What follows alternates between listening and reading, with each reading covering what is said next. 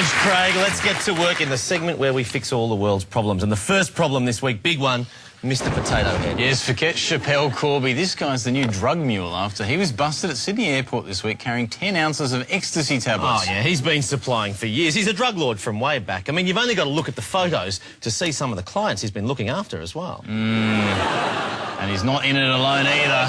Why else do you think Thomas the Tank Engine's always got so much smoke coming out of him all the time? Yeah, that's a good point. But you've got to feel sorry for Mr. Potato Head. I mean, since he was busted, he's finding it a lot harder to sell ecstasy on the street. Guys, you want to score? Want to score? $50 a pill. $50? Yeah, you bet. Can I have a look? Can I have a look? You've already had some, have you? No. There we go. Now, there's the hug. How about a knee? You want a knee? I want. Oh, Hey. fuck's sake. Come on, man. I'll give you more when you've had some of these. It's fucking bank robbery, man. What's going on? Mate, the importing costs, they're pretty high. You pay up or else I have to rearrange your face, eh? Hey, kids. Hello. Say yes to E, yeah? $50 a pill. Come on, man. You get totally mashed. I get the fuck away from me, man. You're not setting a very good example for my child. Hey, I'm just an honest potato trying to make a dishonest I know, living, and all I've right? got a 6-year-old child that loves you. Yeah, well, you know. No, this is ridiculous. Hey, you want your kid to be You are happy? full of shit. I'm full of ease, not shit. He You doesn't bet. set a good example. Oh, no. Do you realise the street value of that? You are a disgrace. Tell you what, you definitely need an E. OK, our next problem this week, Kerry Packer. He is just as much trouble dead as he ever was alive. And now we hear that the Packer family compound in Sydney is getting around the water restrictions by watering their garden whenever they like, using water that they've bought from a third-party supplier. Yes, it's a legal loophole that they've found, so technically they're allowed to do it. But we're not that impressed by their choice of third-party supplier. We reckon we could supply water to the Packer compound just as well. The only way we know how. Want some tap water? Here we go.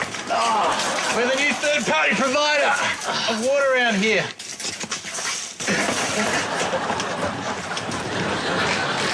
Fairly juvenile, that's fair to say, but deeply satisfying all the same. And our final problem this week is the homeless. I read a very sobering statistic recently that Australians spend 10 times as much money on gambling as they do on charity or helping the needy. Yeah, well, Aussies just love a flutter. I mean, we much prefer spending money on pokies or the races than helping out the less fortunate, which isn't great news for the homeless. But as always, the fixers have come up with a solution. Spare any change? Oh, come and play the pokies, help me get some train fare to go home. Barry here, he's homeless. Okay. We want to try and raise a bit more money for him. Sure. We figure the way to do that in Australia is turn him into a pokey. That's where Aussies like putting their money, right? All right. He's down on his luck, but you could be up on yours. Sure, you're There you go, mate. Good on you. Do I get it back? Do I win like a windfall? Well, it's just like the pokey, so probably not. Ding, ding, ding, ding. Loser! Now, you're not a problem gambler, are you? No, he is. Yeah, that's how he's ended up this way.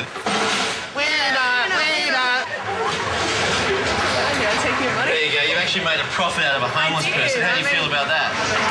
Bad, I guess. Winner, winner. There you go. Look, you've won. Well done. You're going to take $20 away from a homeless person? Yes, absolutely. All right.